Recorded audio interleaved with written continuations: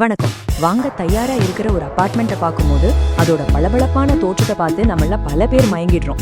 ஆனா அந்த அழகுக்கு பின்னாடி உண்மையில என்ன இருக்குன்னு யோசிச்சிருக்கீங்களா? வாங்க, பெயிண்ட், மாடுலர் கிச்சனை இந்த மேக்கப்பை தாண்டி ஒரு வீட்டோட உண்மையான ஹெல்த்தை எப்படி எக்ஸ்ரே போட்டு பார்க்கறதுன்னு இந்த பதிவுல தெரிஞ்சுக்கலாம். Hello everyone, welcome to Connect and Build. Sit back, relax and enjoy the video. Let's get started.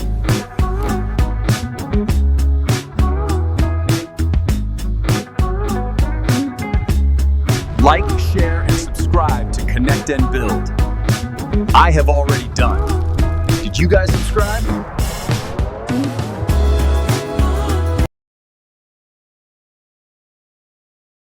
யோசிச்சு பாருங்களேன், இந்த ஒரு வரியில எவ்வளோ பெரிய உண்மை இருக்கு.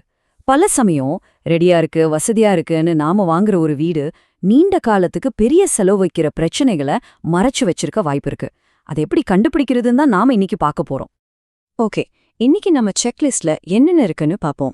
உங்க கனவு வீடு ஒரு பெரிய நிதிச்சுமையா மாறாம இருக்கணும்னா இந்த 6 முக்கியமான விஷயங்களையும் ஒண்ணு விடாம நம்ம ஆராய போறோம். ரெடி டு மூவ் வீடுனா யாருக்கு தான் பிடிக்காது இல்லையா? உடனே குடி போயிடலாம். ஆனா சில சமயம் இந்த வசதியே ஒரு பெரிய பிரச்சனையா மாறிடும். ஏன்னா பில்டர்ஸ் சில குறைகளை மறைக்கிறதுக்கு இது ஒரு நல்ல வழி அமைஞ்சிருது. நம்ம இதை கவனிக்காம விட்டுட்டா பின்னாடி பெரிய செலவுல கொண்டு போய் விட்டுடும். நமக்கு நம்ம எலும்ப கூட எவ்வளவு முக்கியமோ அதே மாதிரி தான் ஒரு பில்டிங்க்கு அதோட ஸ்ட்ரக்சர். சும்மா வெளி அழக மட்டும் பார்த்து ஏமாந்துடக்கூடாது. வாங்க, அந்த பில்டிங்கோட எலும்ப எவ்வளோ ஸ்ட்ராங்கா இருக்குன்னு செக் பண்ணலாம். இப்ப பாருங்க, நம்ம வீடு வாங்க போறப்ப என்ன பாப்போம்? புது பெயிண்ட், பளபளன்னு டைல்ஸ், மாடுலர் கிச்சன்னு கண்ணை பறிக்கும். ஆனா ஒரு இன்ஜினியர் என்ன பாப்பார் தெரியுமா? அவரோட கண்ணை நேரா அந்த பெயிண்ட்டுக்கு பின்னாடி இருக்கிற ஈரப்பதத்தையும் சுவத்துல இருக்கிற சின்ன சின்ன கீறல்களையும் தான் தேடும். இந்த 2 பார்வைக்குள்ள வித்தியாசம் தான் ரொம்ப ரொம்ப முக்கியம். அப்போ நீங்க என்ன பண்ணணும்? சிம்பிளா 3 விஷயம்தான். 1, எல்லா ரூம்லயும் சுவரோட அடிப்பகுதியை நல்லா செக் பண்ணுங்க. 2வது, பேஸ்மெண்ட் பார்க்கிங்க்கு போய் அங்க இருக்கிற பில்லர்ஸ்ல ஏதாவது விரிசல் இருக்கான்னு பாருங்க. 3வதா, ரொம்ப முக்கியமா, பில்டிங்கோட ஸ்ட்ரக்சரல் ஸ்டெபிலிட்டி சர்டிபிகேட்டை வாங்கி பார்க்காம ஒரு அடி கூட எடுத்து வைக்காதீங்க. சரி, பில்டிங்கோட எலும்பு பார்த்தாச்சு. அடுத்து அதோட நரம்பு மண்டலம், அதாவது பிளம்பிங் மற்றும் எலக்ட்ரிக்கல் சிஸ்டம்ஸ். இதுல ஏதாவது கோளாறு இருந்தா நமக்கு தெரியாமலேயே நம்ம பாக்கெட்ல இருந்து பணத்தை உறிஞ்சிட்டே இருக்கும். ஜாக்கிரதை. இத நீங்களே ரொம்ப ஈஸியா செக் பண்ணலாம். ஒரு பக்கெட் தண்ணி எடுத்து பாத்ரூம்லயும் பால்கனிலையும் ஊத்துங்க. தண்ணி எங்கேயும் நிக்காம நேரா ட்ரெயின் ஓட்டைய நோக்கி ஓடணும். அப்படி ஓடலையா, அப்போ தர போட்டதுல சரிவு சரியில்லைன்னு அர்த்தம். பார்க்க சின்ன விஷயமா தெரியலாம், ஆனா இந்த ஒரு டெஸ்ட் உங்களுக்கு பின்னாடி வரப்போற பல்லாயிரம் ரூபாய் செலவை மிச்சப்படுத்தும். அடுத்து இன்னொரு டெஸ்ட். வீட்ல இருக்கிற எல்லா டேப்பையும் ஒண்ணா திறந்து விடுங்க. ஷவர், ஃப்ளஷ் எல்லாத்தையும் ஒரே நேரத்துல ஆன் பண்ணுங்க.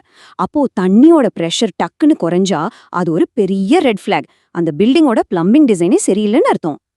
பிளம்பிங் மாதிரியே எலக்ட்ரிக்கல் சிஸ்டமும் ரொம்ப முக்கியம். யோசிச்சு பாருங்க, 5 வருஷத்துக்கு முன்னாடி இருந்த மாதிரி இல்ல இப்ப நம்மளோட கரண்ட் தேவை. ஏசி, வாட்டர் ஹீட்டர்னு ஏகப்பட்ட விஷயம் இருக்கு. சரி, நாளைக்கே ஒரு எலக்ட்ரிக் கார் வாங்குறீங்கன்னு வச்சுக்கோங்க. அதை சார்ஜ் பண்ற அளவுக்கு இந்த வயரிங் தாங்குமா? இதெல்லாம் யோசிக்கணும்.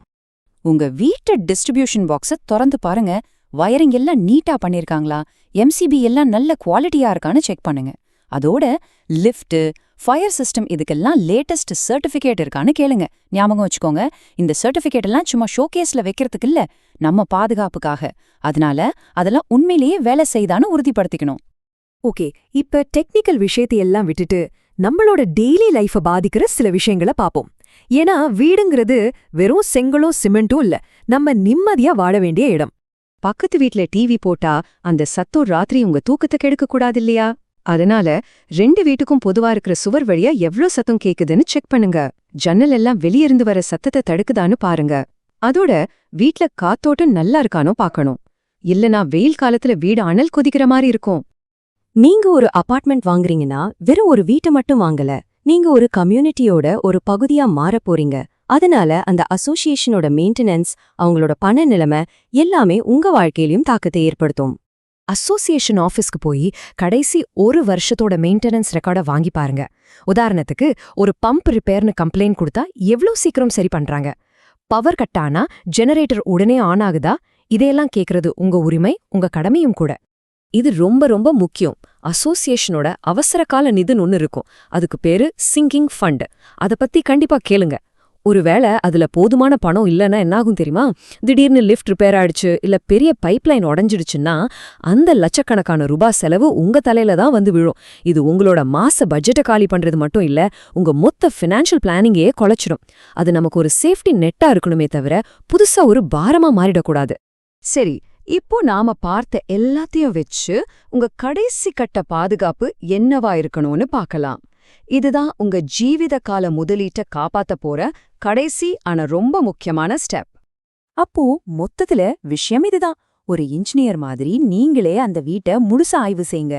இல்ல உங்களுக்கு அந்த அளவுக்கு டெக்னிக்கலா தெரியாதுன்னா தயங்காம ஒரு நிபுணரை கூட்டிட்டு போங்க. இது தேவையில்லாத செலவுன்னு நினைக்காதீங்க. இது உங்க எதிர்காலத்துக்கான ஒரு ஸ்மார்ட் இன்வெஸ்ட்மெண்ட். கடைசியா ஃபைனல் டிசிஷன் எடுக்கிறதுக்கு முன்னாடி ஒரே ஒரு கேள்வி உங்களை நீங்களே கேட்டுக்கோங்க. நீங்க வாங்குறது உங்க கனவு வீடா, இல்ல தலைமுறையா தொடரப்போற ஒரு பெரிய தலைவலியா? நல்லா யோசிங்க, முழுசா ஆராய்ஞ்சு பாருங்க, அப்புறமா புத்திசாலித்தனமா முடிவெடுங்க.